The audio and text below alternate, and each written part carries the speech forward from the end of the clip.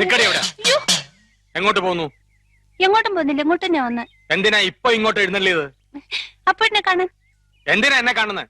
അതപ്പോഴിനെ അറിയത്തില്ലേ? എന്നിട്ടാണോ സുമതി കുഞ്ഞമ്മയുടെ മോൻ അശോക മേനവനുമായിട്ട് നിനക്കൊരു ഇത്?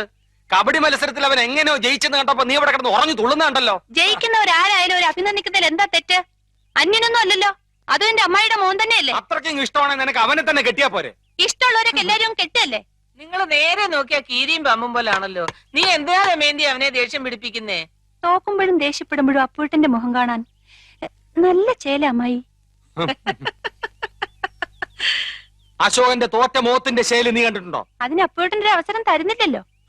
എന്നാ കാവിലെ പാട്ട് മത്സരത്തിന് നീ വാ, അവന്റെ തോറ്റ മോന്തയുടെ ക്ലോസപ്പ് കാണാം. ചുമ്മാ തങ്ങിയെന്ന് തോറ്റാ പോരെ, അതിന് ഈ വീരവാദം വേണോ? ഏ? ചുമ്മാ തങ്ങിയെന്ന് തോറ്റാ പോരേന്ന്.